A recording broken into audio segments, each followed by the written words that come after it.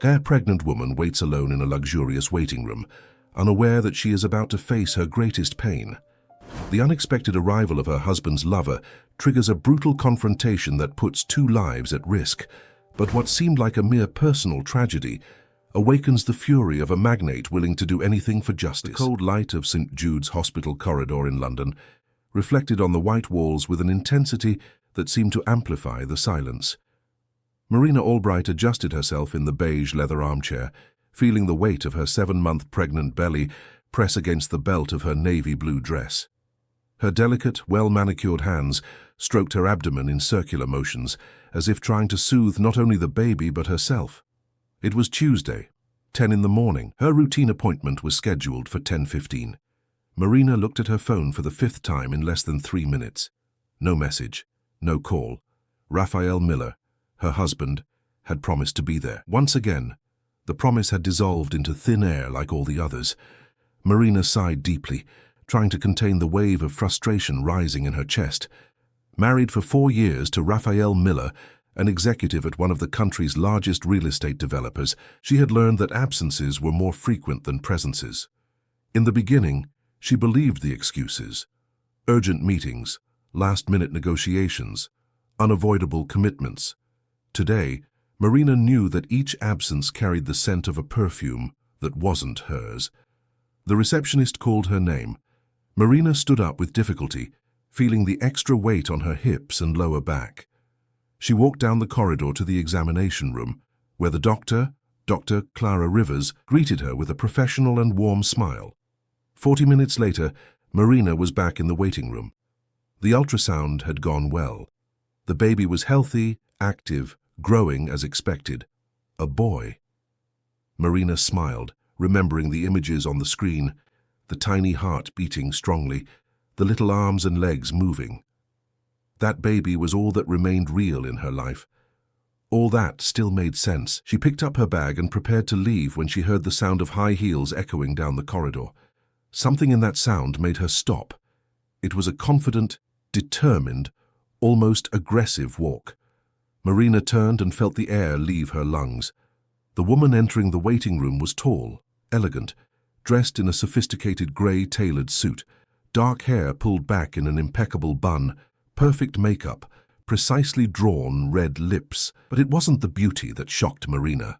It was the recognition. That face had been seen in discreet photographs, in social media posts Raphael tried to hide, in whispered conversations among friends who pitied her. Isabella Montgomery, the mistress. Marina felt her blood run cold. For a moment, she thought of simply leaving, ignoring, pretending she hadn't seen, but her feet seemed glued to the floor. Isabella walked directly towards her, a cruel smile curving her red lips. "Hello, Marina. What a surprise to find you here." The voice was velvety, but laden with venom. Marina clutched her bag strap so tightly that her knuckles turned white. "Isabella, I don't know what you're doing here, but this is neither the place nor the time." "Not the place," Isabella laughed, a metallic, unpleasant sound. "Funny. I could say the same about you in Raphael's life." Marina felt her face burn. The few people in the waiting room began to look discreetly in their direction. A nurse stood up, concerned. "Have you no shame?" Marina found courage in her indignation. "I'm 7 months pregnant. I'm married to him. You're the intruder." "Married?" Isabella took a step forward, invading Marina's personal space. "Married to a man who spends more nights in my bed than in yours, a man who promised me he'd leave you as soon as this child was born." The words were like slaps. Marina felt her legs buckle. She knew about the betrayal, but to hear it, there, at that moment, was a humiliation beyond endurance. "You're lying." "Am I?" Isabella pulled her phone from her bag and began scrolling through the screen. "Do you want to see the messages, the photos, or would you prefer I read them aloud for everyone here to hear?" Marina tried to back away, but Isabella grabbed her arm firmly. The nurse approached quickly. "Madam, I must ask you to calm down. This is a hospital environment." Isabella released Marina's arm with a disdainful shove. Marina, unbalanced by the weight of her belly and the speed of the movement, staggered backward. She tried to steady herself on the armchair, but her fingers slipped. The world spun. The floor rushed up too fast. The impact was dry, painful. Marina felt her hip hit the cold floor, then her shoulder. A scream escaped her throat. But it wasn't from physical pain. It was terror. Terror for the baby. Screams echoed through the room. The nurse knelt beside Marina, shouting for help. Another staff member ran to call the doctors. Isabella stood still, pale, her eyes wide, as if only now realizing what she had done. I didn't mean to. Her voice came out shaky, broken. Marina felt sharp pains in her abdomen. Her vision began to blur. The voices around her became distant, muffled. She placed a hand on her belly, trying to feel some movement from the baby. Please, please, be okay. Dr. Clara Rivers rushed down the corridor with a team of nurses. Marina was quickly placed on a stretcher. As she was wheeled to the emergency room, her eyes met Isabella's one last time. The other woman was motionless, her face a mask of shock and panic. Then everything went black. As Marina was rushed to surgery, no one noticed the small security camera in the upper corner of the waiting room. The hospital's surveillance system recorded everything in high definition. Every word, every gesture, every second of that morning that would change lives forever.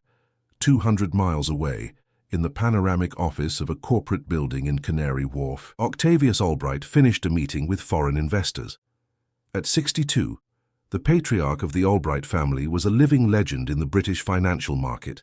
Founder of the Albright Group, which controlled banks, insurance companies, and investment funds, Octavius had built an empire with an iron fist and a sharp mind, a man of medium height, impeccably combed grey hair, penetrating blue eyes that seemed to read souls. Octavius was known as much for his generosity towards social causes as for his ruthlessness with enemies. He did not forgive disloyalty. He did not tolerate weakness. His cell phone vibrated in his pocket. It was Beatrice, his personal secretary for 20 years. Mr. Albright, you need to go to St. Jude's Hospital immediately. It's Marina. There's been an incident. Octavius felt his heart race. Beatrice never used that tone unless it was serious. Face, what happened? An accident. Mrs. Albright fell at the hospital. They're doing emergency tests on the baby. Octavius didn't wait to hear more. He hung up, grabbed his jacket, and strode out of the office. His mind was already working at high speed.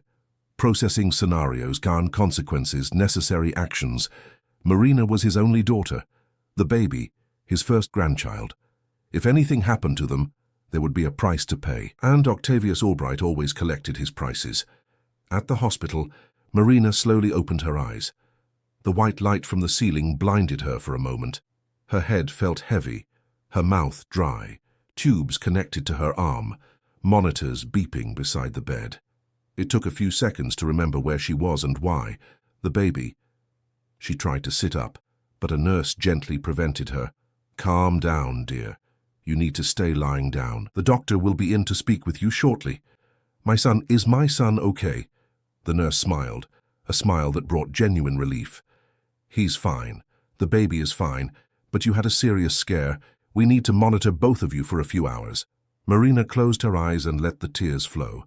Tears of relief, exhaustion, anger, all mixed into an emotion impossible to name. The room door opened, and Octavius entered like a contained storm. His expression was one of pure, controlled fury. He walked to the bed and held his daughter's hand, with a delicacy that contrasted with the hardness of his gaze. Marina, my girl, what happened? Marina told him everything, every word from Isabella, the shove, the fall. Octavius listened in silence, but Marina could see his jaw clench, the muscles in his neck tighten. When she finished, Octavius stood up and walked to the window. He stood there, looking at the city below, his back rigid, his hands clenched into fists. She will pay for what she did. Every second of suffering you endured, she will pay double. Father, don't do anything rash. Rash? Octavius turned, his eyes glowing with terrifying intensity. That woman put you and my grandson at risk. This will not stand. And what about Raphael? The question hung in the air like a blade. Octavius did not answer immediately. He knew his son-in-law was complicit. He knew Raphael had fueled that situation, but Raphael was the child's father. It was complicated. Raphael will also answer, one way or another.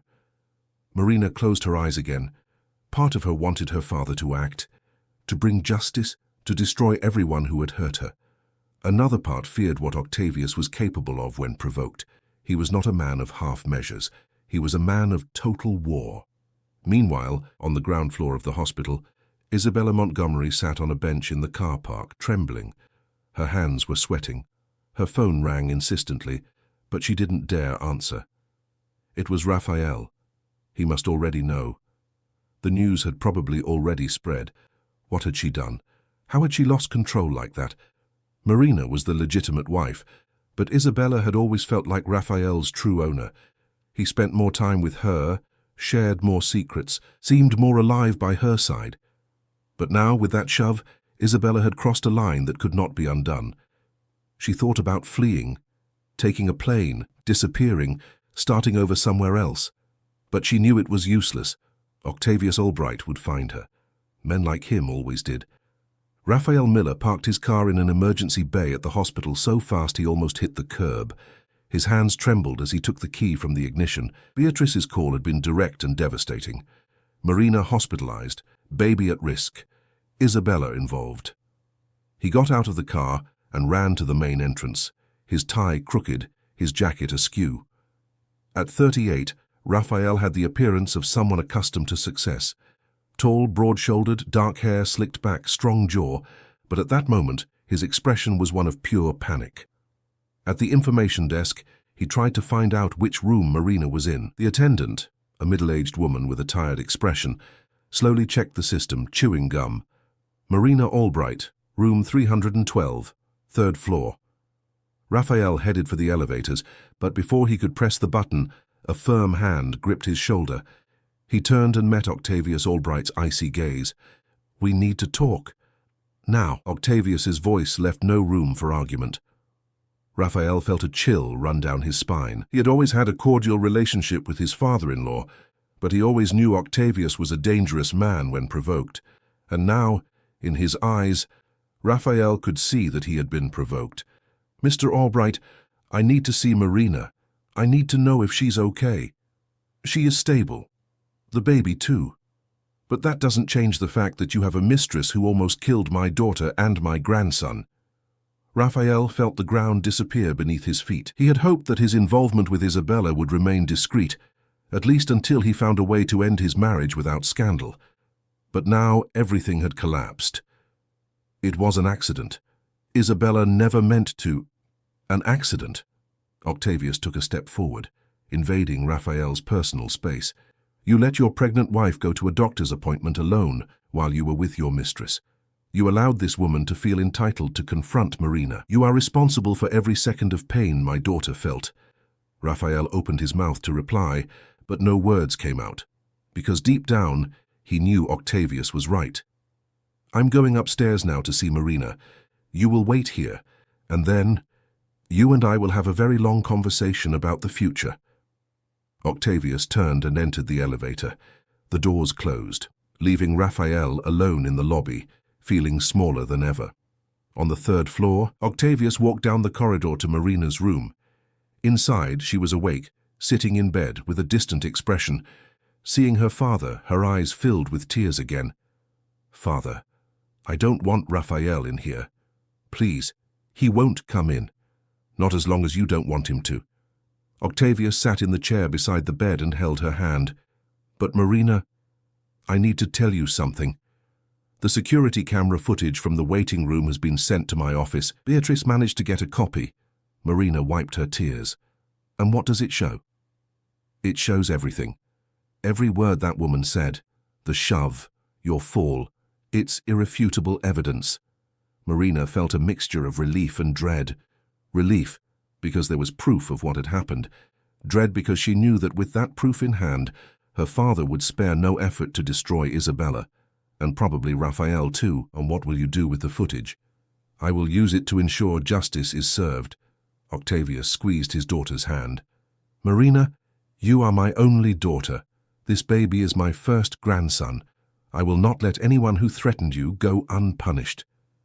Marina knew it was useless to argue. When Octavius made a decision, it was irreversible.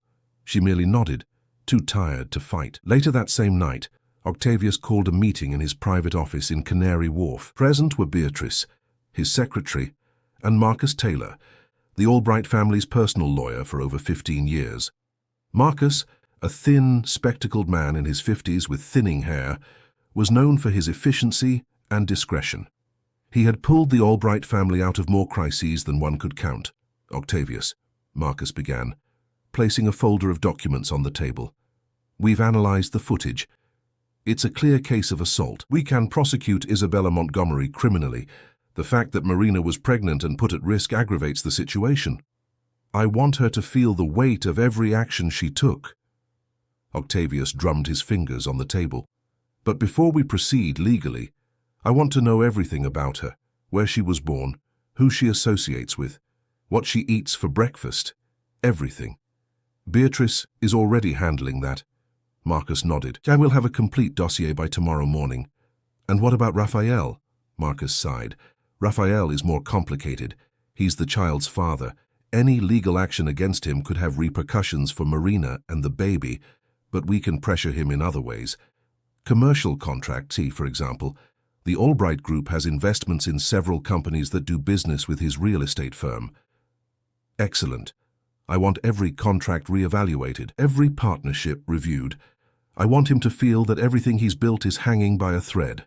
Marcus made notes quickly. What if he tries to approach Marina, tries for a reconciliation? Marina doesn't want to see him, and I will ensure she is not pressured into it. Octavia stood up and walked to the window, looking at the city lights. This family will emerge stronger from this, but not before teaching a lesson to anyone who thought they could harm us without consequences. While Octavius planned his next moves, Isabella was locked in her apartment in Chelsea, curtains drawn, phone on silent. She sat on the white leather sofa, hugging her knees. Raphael had called 20 times. He had sent desperate messages, but she couldn't talk to him, not now, not after what she had done. Isabella looked around the apartment. Every piece of furniture, every object, every detail had been carefully chosen. It was a perfect, impeccable place that reflected the image she had built of herself. Sophisticated, successful, desirable. But now, everything seemed fake, a facade about to crumble. She took a bottle of wine from the cellar and poured a full glass. She drank half of it in one gulp, feeling the liquid burn her throat. She needed to think. She needed to find a way out. But every time she closed her eyes, she saw Marina falling. She saw the terror on her face. She saw the nurses running. The intercom rang, making Isabella jump off the sofa. She went to the device, trembling. "Who is it? Delivery service. I have an envelope for Mrs. Isabella Montgomery." Isabella frowned. She hadn't ordered anything. She hesitated, but finally pressed the button to unlock the entrance. Minutes later, the doorbell rang. She opened the door and took the envelope from the hands of a motorcyclist, who said not a word before leaving. Isabella closed the door and tore open the envelope. Inside, there was a single sheet of paper. On it, 2 words printed in large black letters. "We know." Isabella felt her blood run cold. Who had sent that? What did they know? She turned the paper over, looking for more information, but it was blank. Suddenly, her phone rang. Unknown number. With a trembling hand, she answered. "Hello?" A deep, distorted male voice answered from the other end. "Mrs. Montgomery, you made a grave mistake today, and mistakes have consequences. Who are you? What do you want?" "It doesn't matter who I am. What matters is that I have the footage of what happened today at the hospital, and those images can end your life, or they can disappear. It's up to you." Isabella felt her legs weaken. Blackmail. This was blackmail. "What do you want?" "For now, just for you to know you're being watched. Every move, every decision. We'll talk soon." The call was cut. Isabella let her phone fall to the floor and leaned against the wall, breathing with difficulty. Her life was crumbling, and she didn't know how to stop it. At the hospital, Marina finally fell asleep after hours of restlessness, but her sleep was disturbed by fragmented dreams. She saw Isabella laughing. She saw Raphael disappearing into a mist. She saw her father transformed into a dark, vengeful figure. When she woke up, it was already dawn.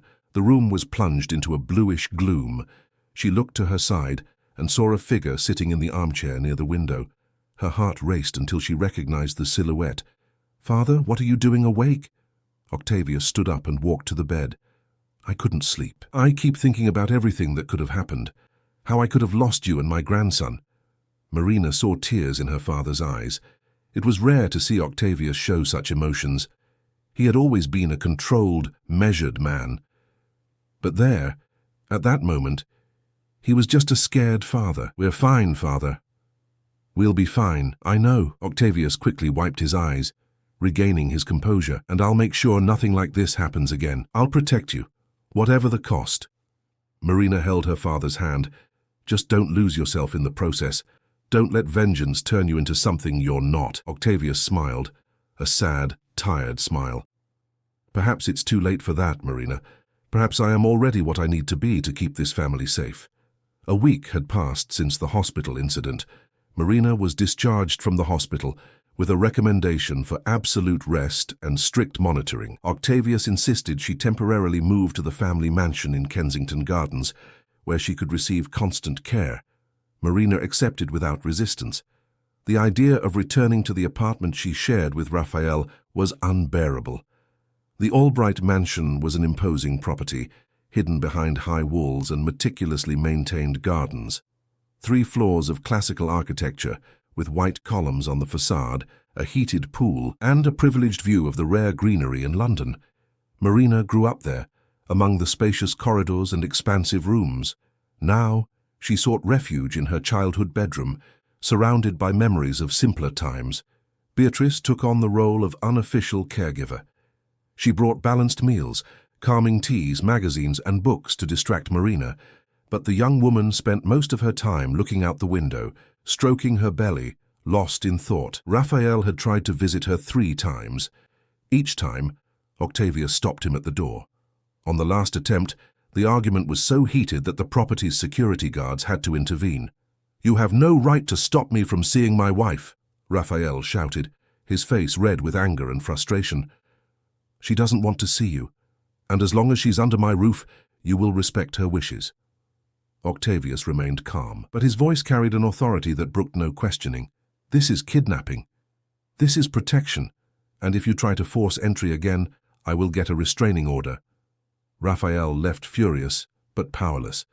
Octavius had enough resources and influence to make his life hell, and he was starting to do exactly that. That same morning, Marcus Taylor arrived at the mansion with a voluminous folder. Octavius received him in the library, a room lined with mahogany bookshelves filled with rare books and first editions. "The dossier is complete." Marcus placed the folder on the oak table. Isabella Montgomery, 33 years old, born in Birmingham, West Midlands, only child of a couple who separated when she was 5. Her mother passed away when she was 14. Her father, a bankrupt businessman, disappeared shortly after. Isabella was raised by an aunt who, according to records, had a drinking problem. Octavius leafed through the documents. Old photographs showed a young Isabella, very different from the sophisticated woman of today. Too thin, simple clothes, a lost look. She had a difficult adolescence, Marcus continued. She moved to London at 18, worked as a sales assistant in several luxury stores. That's when she started frequenting wealthier circles. She had some relationships with older men, all married, all rich, a social climber. Not just that, Marcus pointed to a specific document. She spent 3 years in a relationship with a textile magnate. When he tried to break up, she threatened him with public exposure. He paid a significant sum for her to disappear discreetly. Blackmail. Octavius clenched his teeth. So she has experience with this? Apparently, yes. And with the money she received, she invested in her transformation. Plastic surgeries, refined education. She built a new identity. Today she works as a fashion consultant for high-net-worth women. That's how she met Raphael. He hired her services to organize a corporate party. Octavius absorbed all the information. Isabella's story was more complex than he imagined. She wasn't just a one-dimensional villain. She was a woman shaped by abandonment and rejection, who learned to use her appearance and intelligence as weapons of survival. This did not excuse her, but it explained. "Does this change anything?" Marcus asked, studying Octavius's expression. "No." Octavius closed the folder firmly. "It doesn't matter how many tragedies she lived through. What she did to Marina is unforgivable. We will move forward with the prosecution. There's one more thing." Marcus hesitated. "Isabella is being blackmailed. We intercepted a call made to her 3 days ago. Someone has the footage of the incident and is using it to pressure her." Octavius frowned. "Who?" "We don't know yet. The voice was distorted, but we're tracing it. It could be someone from the hospital who had access to the recordings, or it could be something else. Keep investigating. I want to know who it is and what they want." Marcus left, leaving Octavius alone in the library. He picked up one of the old photos of Isabella and stared at it. That lost girl in the teenager's eyes was not the same woman who pushed his daughter, but the transformation had not been gentle. It had been calculated, cold, and now she would pay the price. Upstairs, Marina was sitting on the balcony of her room when there was a knock at the door. It was Beatrice, bringing lunch. "You need to eat, dear. The baby needs nutrients."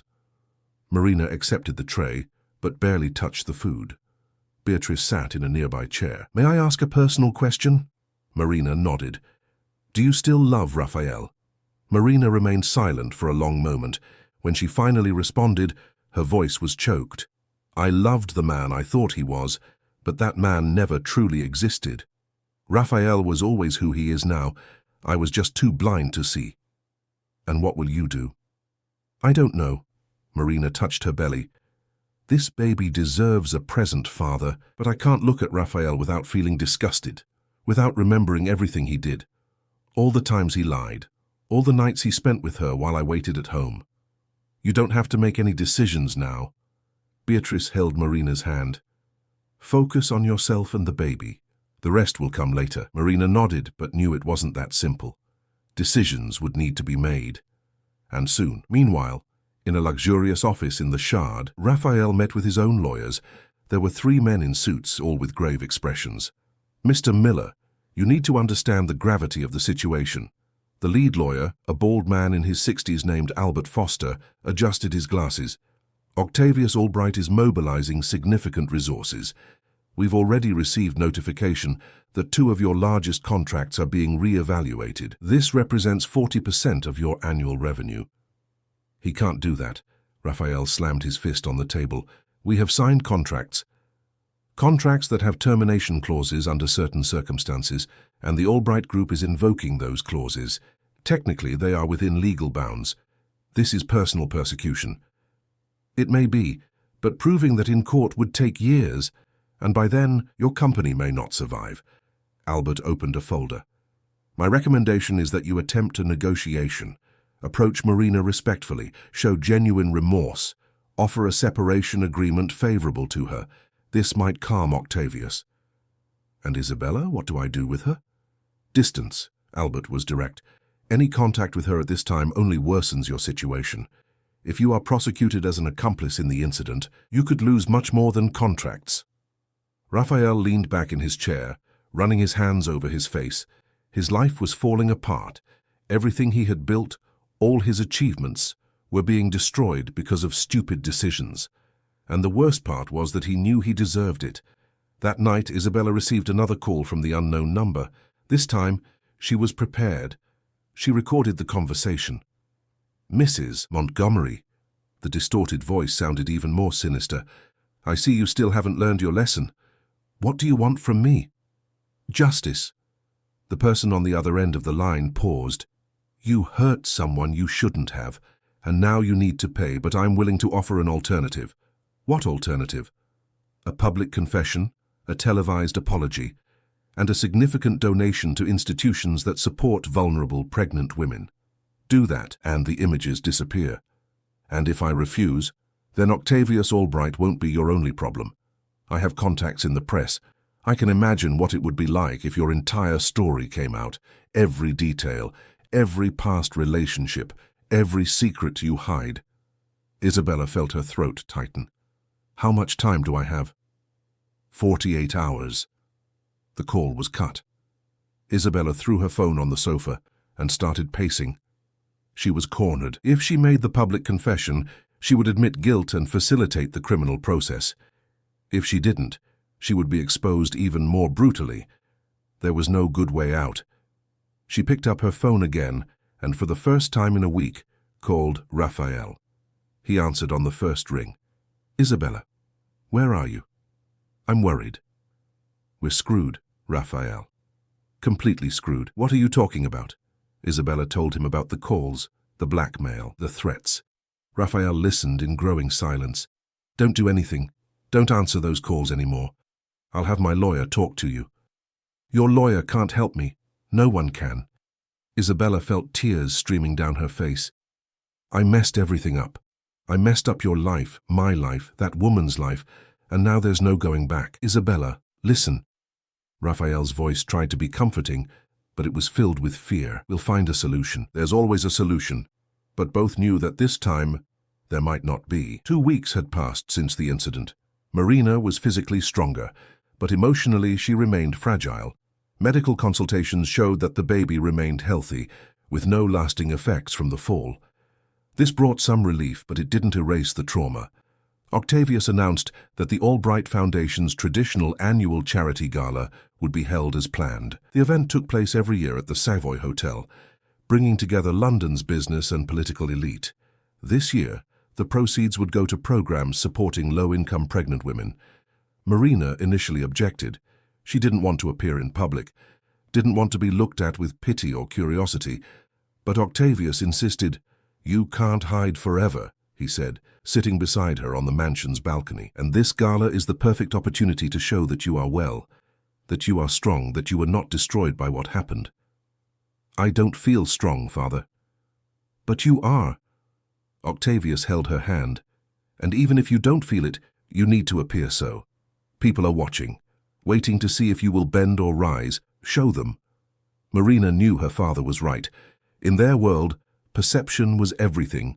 Showing weakness was inviting attacks. She agreed to go.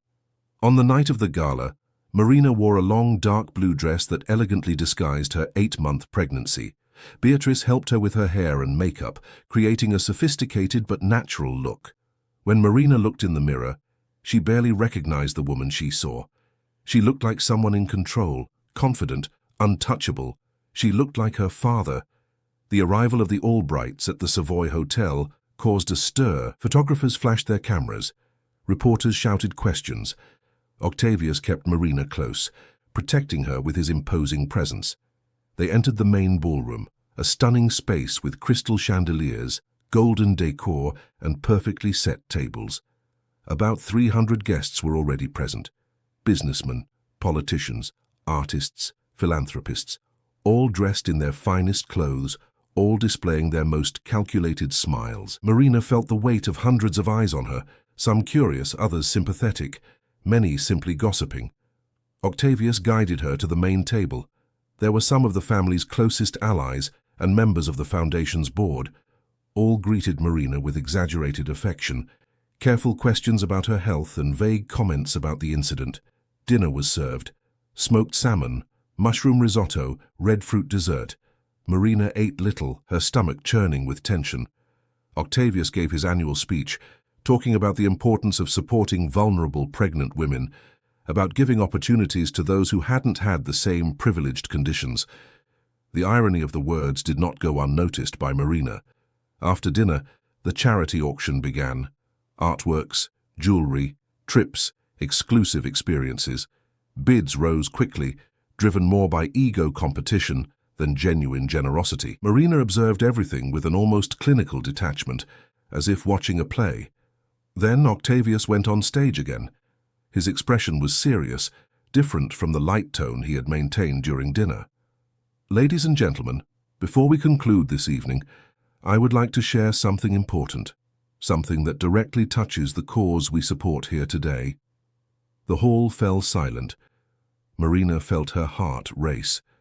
What was her father about to do? 2 weeks ago, my daughter Marina was the victim of an assault while awaiting a medical appointment. She was 7 months pregnant. The assault put at risk not only her life, but the life of my grandson. Murmurs spread through the hall. Some people already knew the story through rumors, but hearing Octavius publicly confirm it was different.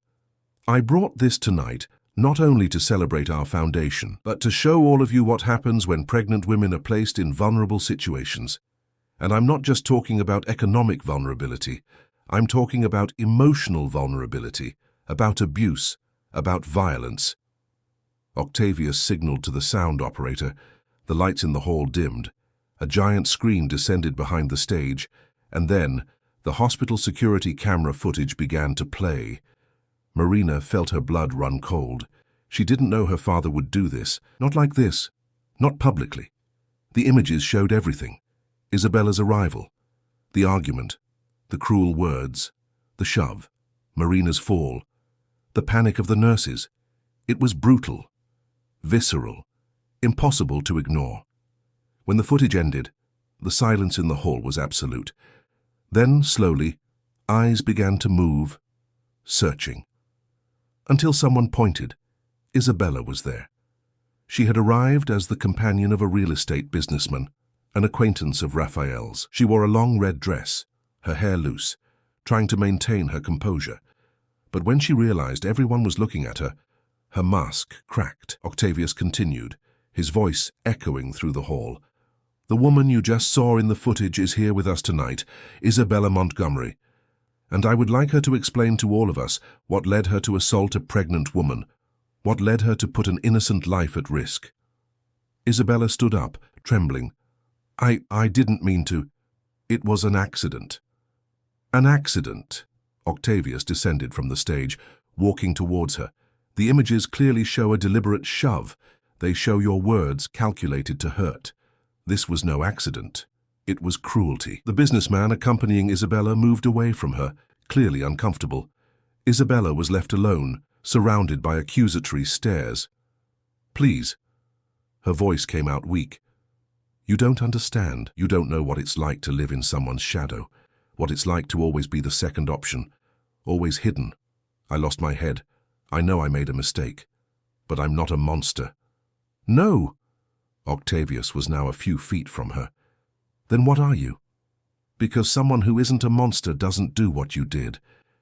Isabella began to cry. Tears streamed down, smudging her makeup. I'm so sorry. Looking at Marina. I'm so sorry for what I did. I had no right. I was wrong about everything. About getting involved with Raphael. About confronting you, about not controlling my anger. I destroyed my life and yours because of a man who isn't even worth it. Marina felt something stir within her. It wasn't the baby. It was something deeper, pity, anger, confusion, all mixed together. Octavius showed no compassion.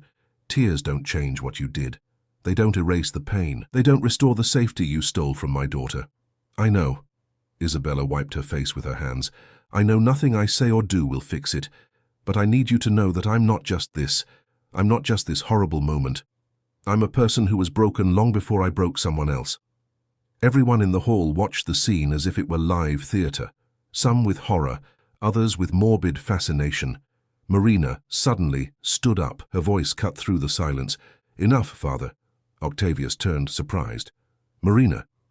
Enough. Marina walked to the center of the hall, stopping between her father and Isabella. I will not let my pain be turned into a spectacle. I will not let you use my story to satisfy your desire for revenge. Marina, I'm doing this for you. Octavius seemed genuinely confused. No, you're doing this for you, to show that no one messes with the Albrights without paying the price. But I am not you, and I don't want to be. Marina turned to Isabella. You hurt me. You hurt my son, and I will carry that scar forever. But I will not let it define me. I will not let hatred consume me as it consumed you. Isabella sobbed and unable to speak. I hope you find help. I hope you find peace. Because clearly, you have neither. Marina looked at everyone in the hall. And as for you, who are here drinking champagne while watching others in suffering, I hope you remember that we are all human. We all make mistakes, some more serious than others, but none of us is just our worst moment. Marina left the hall, leaving behind a stunned silence. Octavia stood still, processing what had happened. Isabella collapsed into a chair, burying her face in her hands. Outside, Marina breathed the fresh night air, feeling the tears finally stream down. Beatrice appeared beside her, placing a shawl over her shoulders. That was very brave. Or very stupid. Marina wiped her tears. But I couldn't anymore. I couldn't let him turn this into a war. There's been too much pain already. What will you do now? Marina touched her belly, feeling the baby move. I'm going to focus on being a mother, on building a new life, away from all this, from all of them. 3 months had passed since the gala. Marina had given birth to a healthy baby boy named Lucas. The delivery was smooth, without complications, and for the first time in a long time, Marina felt something akin to happiness as she held her son in her arms. Raphael tried to be present, but Marina kept her distance. He could visit his son under supervision, but any talk of reconciliation was immediately shut down. Marina had initiated divorce proceedings, seeking full custody of Lucas. Raphael did not contest. He knew he had no arguments. Meanwhile, the criminal case against Isabella progressed. Marcus Taylor had built a solid case, supported by security camera footage, witness testimonies, and medical reports proving the risk to which Marina and the baby had been exposed. The trial date was set for a Thursday morning. The Old Bailey Central Criminal Court was packed. Journalists, curious onlookers, law students, all wanted to witness what had become one of London's most talked-about cases. Marina arrived accompanied by Octavius and Beatrice.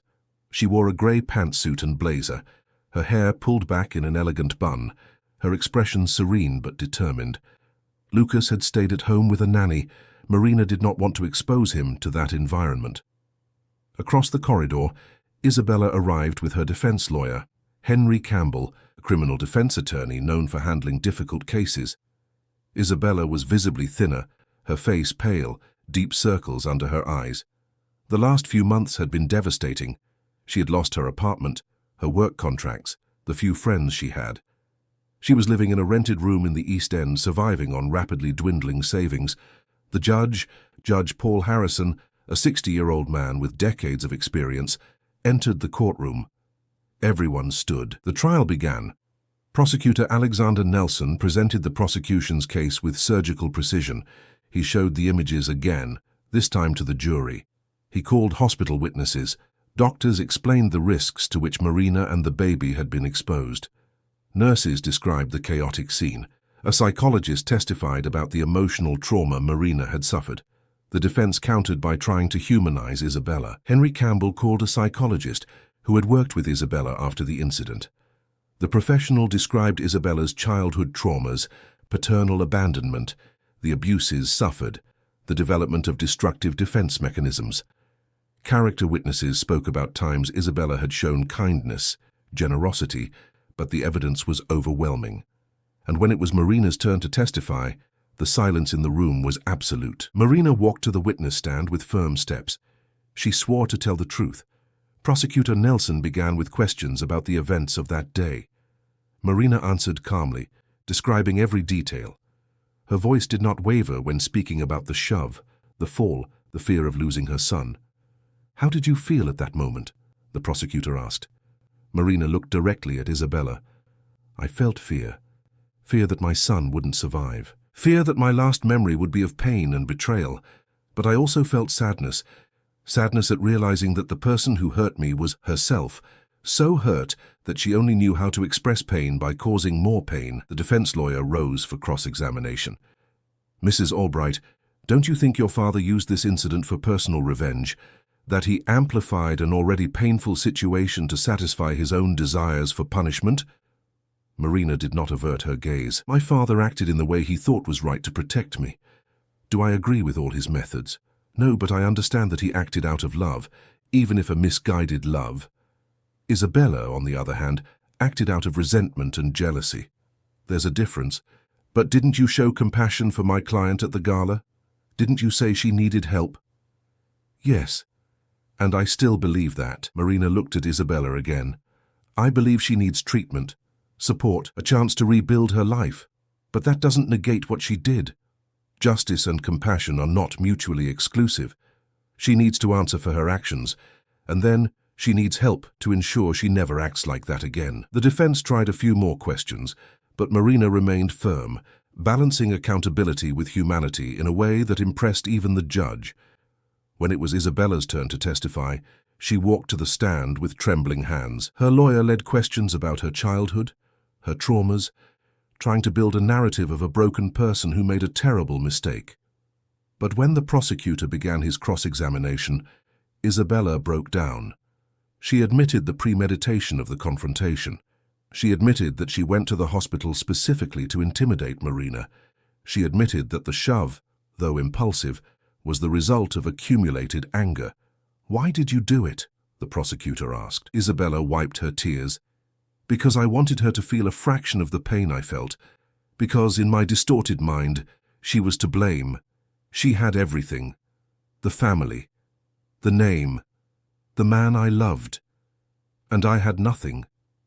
Never had. So I wanted to take from her what I could never have. I wanted to destroy her fairy tale as mine was destroyed. And now, how do you feel about it?" Isabella looked at Marina with eyes full of remorse, ashamed, horrified with myself. "I could have hurt an innocent child. I could have caused an irreversible tragedy. And why? Because of a man who didn't even respect me enough to be honest. Because of a fantasy I created in my head. I destroyed my life and almost destroyed hers for absolutely nothing." Closing arguments were presented. The defense appealed for clemency, arguing that imprisonment would not solve Isabella's problems, that she needed treatment. The prosecution argued that the gravity of the action demanded proportional consequences. The jury retired to deliberate. 2 hours later, they returned. The verdict was unanimous. Guilty.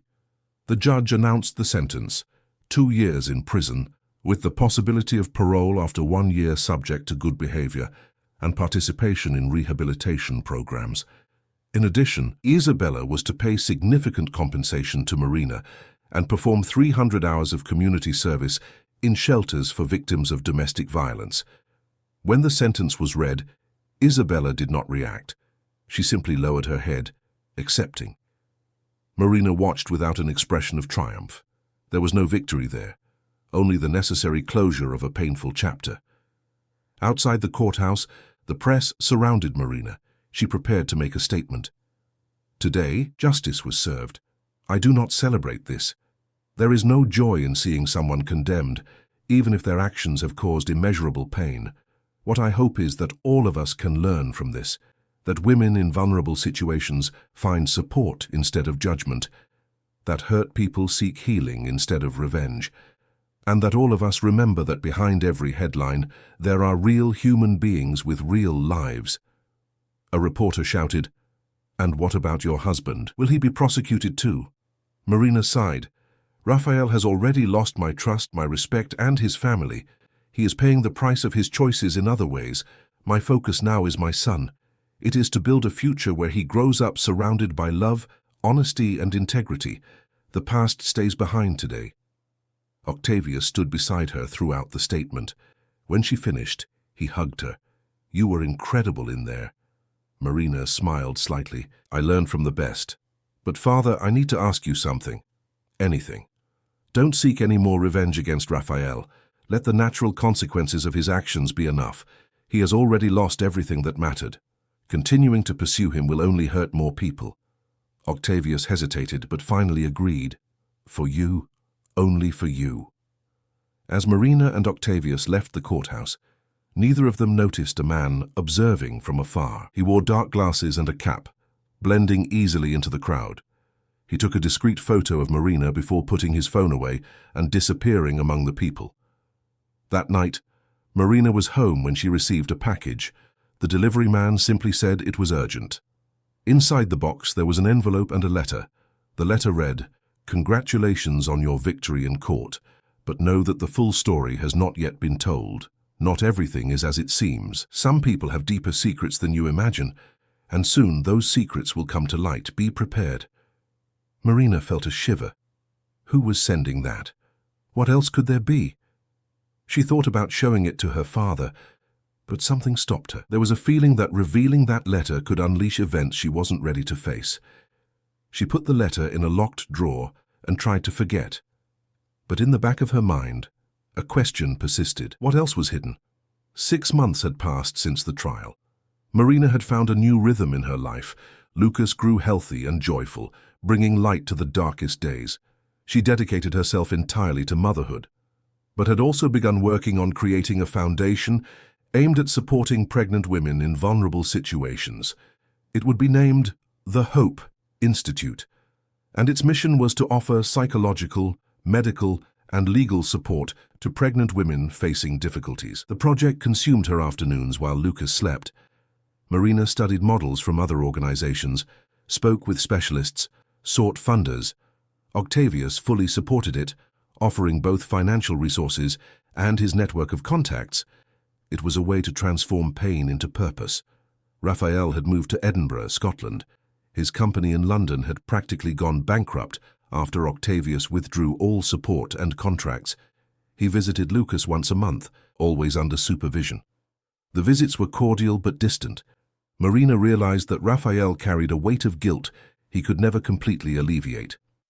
Isabella was serving her sentence under an open prison system, working during the day in a women's shelter and returning to the correctional facility at night. According to reports reaching Marina through Marcus, Isabella had transformed. She actively participated in therapy groups, studied remotely, and showed genuine remorse. Marina even considered visiting her, but she didn't feel ready yet. Everything seemed to be finally settling down until the anonymous letter came back to haunt Marina. It was a Tuesday afternoon when another package arrived. Marina opened it alone this time, as Beatrice was at the market. Inside, there was a USB drive and another handwritten letter. Dear Marina, the time has come for you to know the complete truth. What happened at the hospital was not accidental in its timing.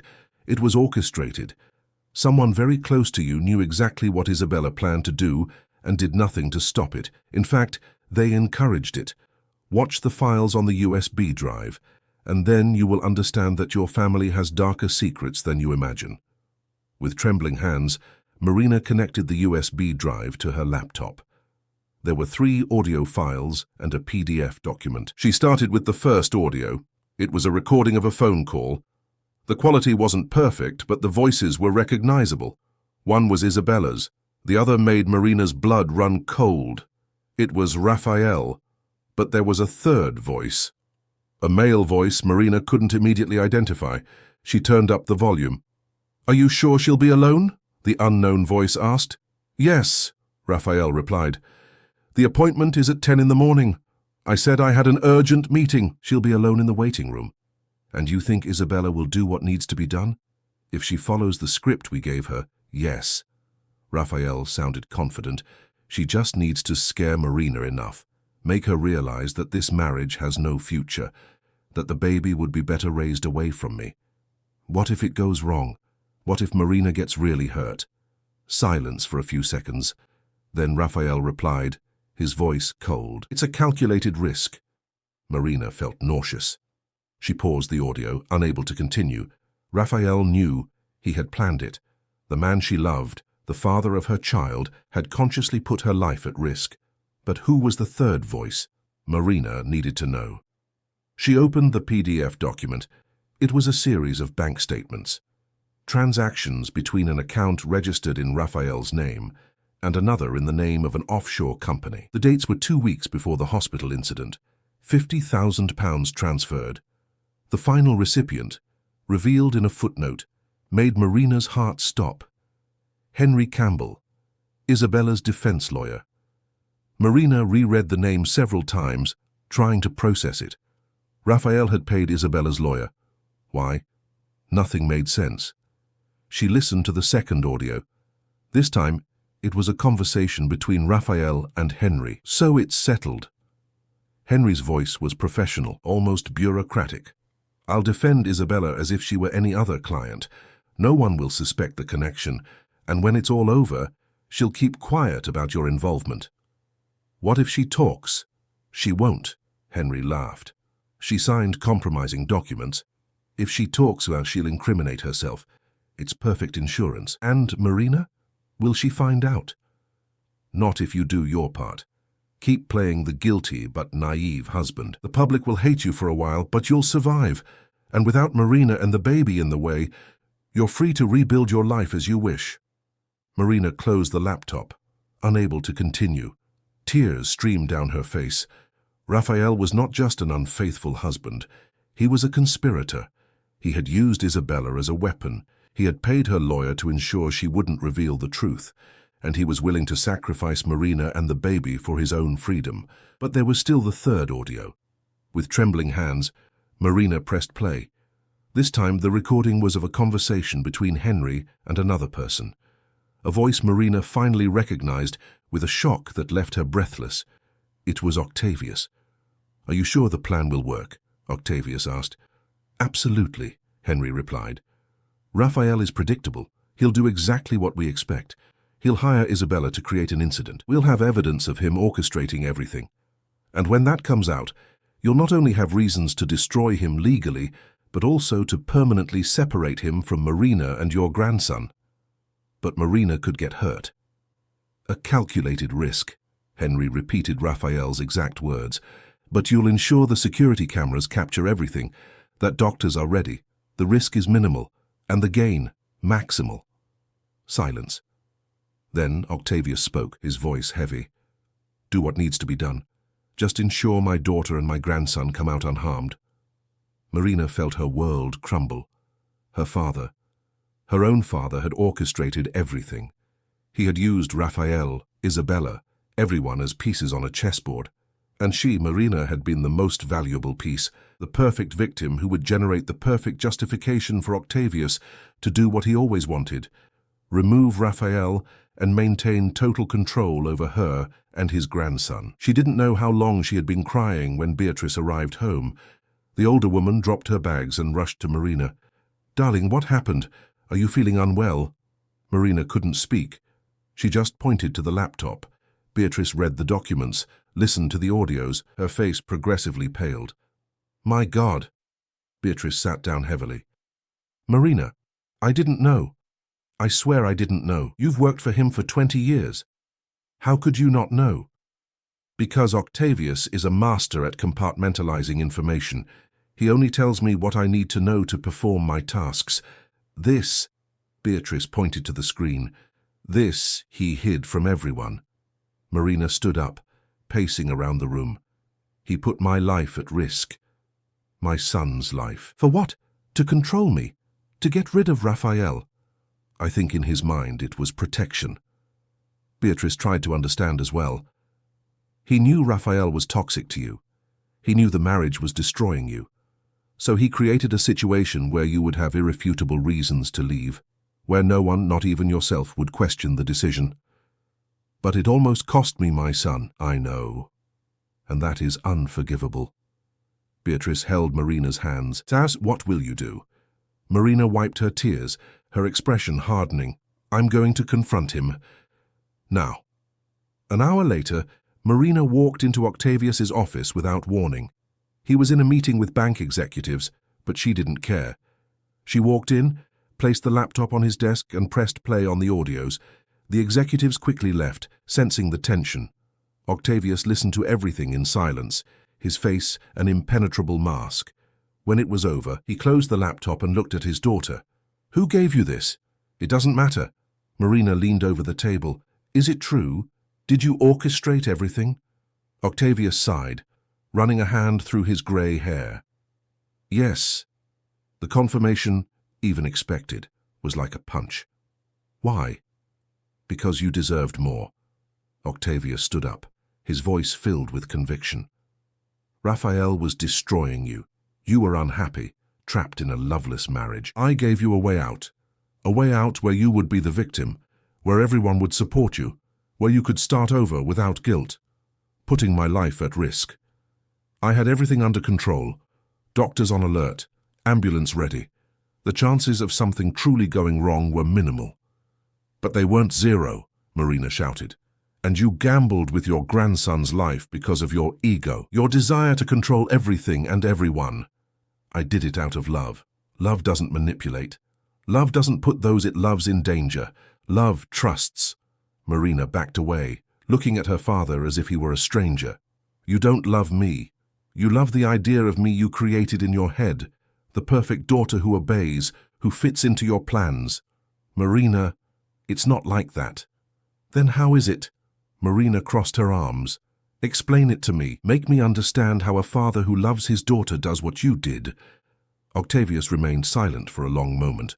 When he finally spoke, his voice was broken. "Because losing you would be the end of me. When your mother passed away, you became all I had left. And to see Raphael slowly destroy you, to see your smile disappear, your light fade, I couldn't let it happen. I preferred to risk it rather than lose you." Marina left her father's office without saying another word. Octavius's words echoed in her mind, but they brought no comfort, only more pain. She returned home in silence, Beatrice driving while respecting her need to process everything. In the following days, Marina isolated herself. She didn't answer her father's calls. She didn't reply to messages. She needed space to think, to feel, to decide what to do with that devastating truth.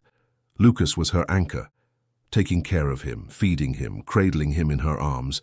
Those simple gestures kept Marina connected to reality, preventing her from getting completely lost in the whirlwind of emotions. It was Beatrice who finally broke the silence a week later.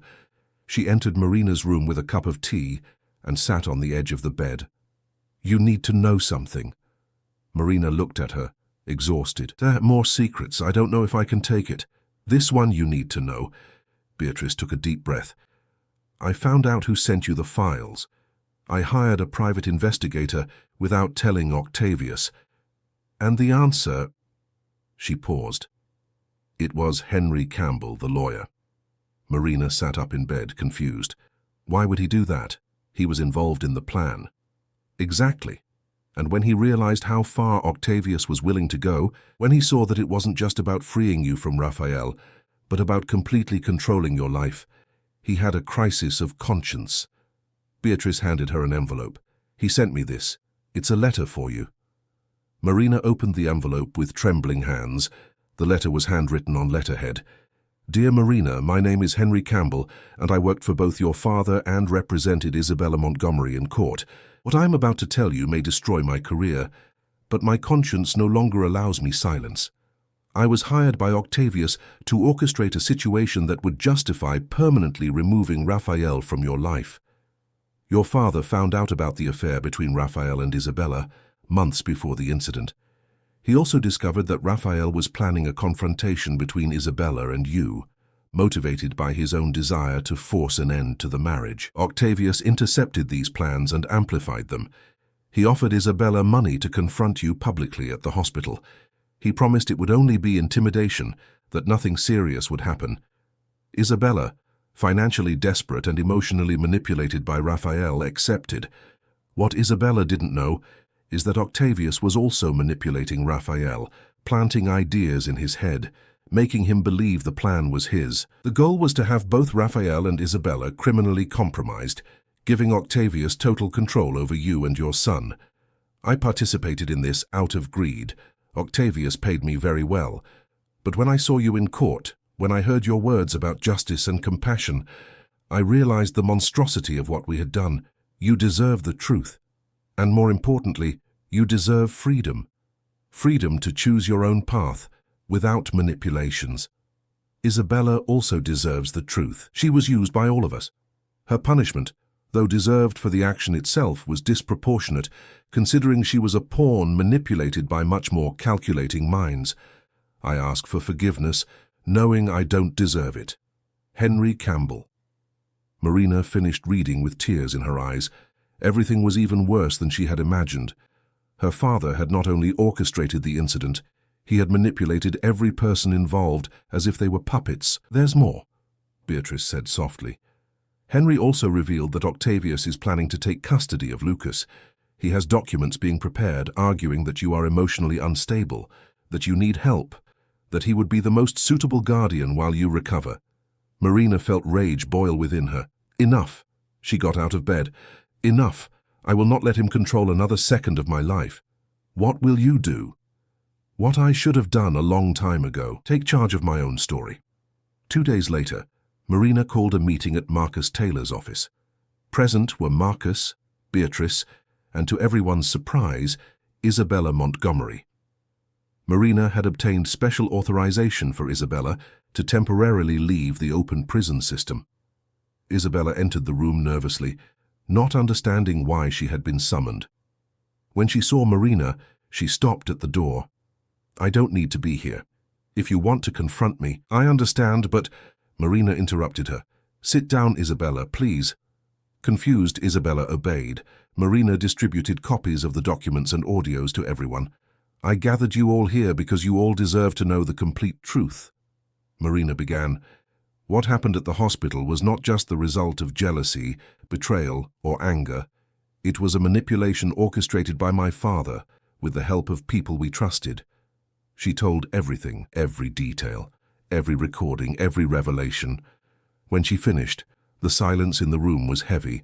Isabella was the first to speak, her voice trembling. "You're saying I was used, that everything was planned, yes?" Marina looked at her with genuine compassion for the first time. "You were manipulated. Raphael was manipulated. I was put at risk, all to satisfy my father's desire for control." Isabella began to cry. "I lost everything. My freedom, my dignity. And it was all a setup." "Not completely." Marina was honest. "You still made choices. You chose to get involved with a married man. You chose to confront me. The shove was real, but the circumstances that led to it were manipulated. You weren't thinking clearly because you were being emotionally controlled." Marcus leaned forward. "Marina, what do you intend to do with this information?" "I'm going to make everything public," Marina said with conviction. "I'm going to tell the full story. The press, the authorities, everyone will know.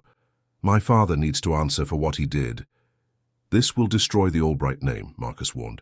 "It will shake the empire your father built. I know. And it's time." Marina took a deep breath. "I don't want an empire built on manipulation and control. I want to rebuild something honest, something true." "And what about me?" Isabella asked. "Will I be able to appeal the sentence?" "I will testify in your favor," Marina said. "I will tell the judge that you were a victim of manipulation, that although your action was wrong, the mitigating circumstances are significant. I cannot promise that your conviction will be overturned, but I can fight for a reduction." Isabella stood up and walked to Marina. The two women looked at each other for a long moment. Then Isabella extended her hand. "Thank you. I don't deserve your compassion after what I did, but I am grateful." Marina squeezed her hand. "We all deserve a second chance, even when we don't think we do." That night, Marina published a detailed statement on her social media. She told everything: Octavius's manipulations, Henry's involvement, the complexity of the situation. She asked people to reevaluate Isabella's judgment in light of the new information. The repercussion was immediate and massive. The media exploded. Octavius's lawyers tried to control the damage, but it was too late. The Crown Prosecution Service opened an investigation. Henry was arrested for conspiracy and fraud. Octavius was summoned to testify. Marina did not answer any of her father's 20 calls that night. When he appeared at her doorstep the next day, she received him with Lucas in her arms. "You destroyed everything. Octavius seemed to have aged 10 years in a week. Everything I built, everything the family represents, you did that to yourself." Marina remained firm. "I merely told the truth you tried so hard to hide. I did everything for you." "No, you did it for yourself, to feed your need for control, to prove you were more powerful than everyone. But power without integrity is empty, Father, and you just discovered that." Octavius looked at his grandson in Marina's arms. "At least let me see Lucas." "Not now." Marina took a step back. "You need to understand the weight of what you did. You need to make peace with your actions. And then perhaps we can talk about rebuilding some kind of relationship. But it won't be on your terms. Not anymore." Marina closed the door, leaving Octavius outside. It was the first time in her life she had closed a door on her father, and although it hurt, it was also liberating. 6 months later, Marina stood on the stage of a packed auditorium. It was the official inauguration of the Hope Institute. The foundation had grown beyond its initial expectations. With donations from ordinary people touched by her story, Marina managed to rent a large space, hire psychologists, social workers, and lawyers. The institute would offer comprehensive support to pregnant women in vulnerable situations. In the audience were Beatrice, Marcus, and to the surprise of many, Isabella. She had received a significant reduction in her sentence after the revelation of the manipulations. She was now performing community service and actively participating in support groups. She and Marina were not friends, probably never would be, but there was mutual respect. A recognition of two women who had survived the same hurricane. Raphael was not present. He had definitively moved abroad, trying to rebuild his life away from the scandal. He maintained minimal contact with Lucas through monthly video calls. Marina had made peace with this distance. Some wounds did not heal with proximity, but with space. Octavius was not there either. He was facing multiple lawsuits. His reputation was destroyed. The Albright empire was faltering, but Marina had heard through Beatrice that he was undergoing therapy, trying for the first time in his life to understand his own motivations. It was a start. Marina held Lucas, now 18 months old, as she delivered her speech. This institute is born of pain, but it is fueled by hope. It is born of the belief that we can transform our worst moments into our greatest lessons. Every woman who crosses these doors will be received without judgment, will be heard without interruption, will be supported unconditionally, because all deserve to choose their own path. All deserve freedom. All deserve fresh starts. Applause filled the auditorium. Marina smiled, feeling something she hadn't felt in a long time. Peace, not the peace that comes from the absence of problems, but the one that comes from knowing you faced the storm and survived, that you looked your demons in the eye and did not look away. That night, back home, Marina put Lucas to sleep. She sang a lullaby, stroked his dark hair, kissed his forehead. When he finally fell asleep, she watched him for a long moment. On her desk, there was a new letter, but this time, Marina recognized the handwriting. It was from Octavius. Marina, I don't expect forgiveness, I don't deserve it, but I want you to know that I'm trying to be better. I'm learning that to love means to let go, not to hold on. That to protect means to trust, not to control. It's hard to unlearn a lifetime of behaviors, but for you and for Lucas, I'm trying. When you're ready, if you ever are, I'd like to talk. Not to justify myself, but to listen. To understand who you truly are, not who I needed you to be. With love and regret, Father. Marina folded the letter and put it away. She wasn't ready to reply. Perhaps she never would be. But keeping it, instead of tearing it up, was something. It was a maybe. A possibility. A crack of light in a still closed door. She walked to the window and looked at the illuminated city below. London pulsed with life. Thousands of stories happening simultaneously, pains, joys, betrayals, reconciliations, all part of the complex human tapestry. Marina gently touched her belly, a gesture that had become a reflex. But now there was no baby there. Only the memory of when there was. The memory of the day everything changed, the day she fell, and the day she decided to rise, not as a victim, but as a survivor. Not as a piece on someone else's chessboard, but as a player in her own game. The phone rang. It was Beatrice. Marina, did you turn on the television? They're talking about the Institute on the evening news. It's beautiful. Marina turned it on and watched. The reporter spoke enthusiastically about the initiative, interviewed the first beneficiaries, showed the facilities, and then, to Marina's surprise, they showed a recorded testimony from Isabella. I was used, manipulated, and made terrible mistakes. Isabella's image filled the screen, but Marina Albright showed me that we can be more than our mistakes, that we deserve chances to start over. This institute is proof of that, and I am grateful for its existence, even if I don't deserve its existence. Marina felt tears streaming down. They weren't tears of sadness, they were of fulfillment, of purpose found in the ashes of tragedy. She turned off the TV and went back to Lucas's room. She sat in the rocking chair beside the crib and just watched him sleep. Her son, her redemption, her reason for enduring. Outside, the city continued its frantic dance. But there, in that silent room, Marina had found her center, her peace, her fresh start. And for the first time in a long time, she looked to the future not with fear but with hope, because she had learned the hardest lesson of all, that true power does not come from controlling others, but from mastering oneself, that freedom is not given, it is earned, and that love, true love, is built not on perfection but on truth. Marina closed her eyes and took a deep breath. Tomorrow would bring new challenges. It always would. But she was ready, because now she knew who she was, and no one would ever take that from her again. Dear listeners, we hope Marina, Isabella, and Octavius's story has touched your hearts and provoked reflections on truth, manipulation, forgiveness, and new beginnings. This has been an intense journey through the complexities of family relationships and the price of control. If this narrative resonated with you, we invite you to subscribe to our channel to follow more stories that explore the depth of the human experience. Leave your like if Marina's story moved you, and share in the comments what lessons you took from this journey. Your reflections enrich our community and help us create increasingly meaningful content. We have also prepared a special playlist with other equally engaging stories about overcoming adversity, justice, and transformation. You can find it by clicking next. Every day we bring unique narratives that celebrate the resilience of the human spirit. Don't miss our upcoming content.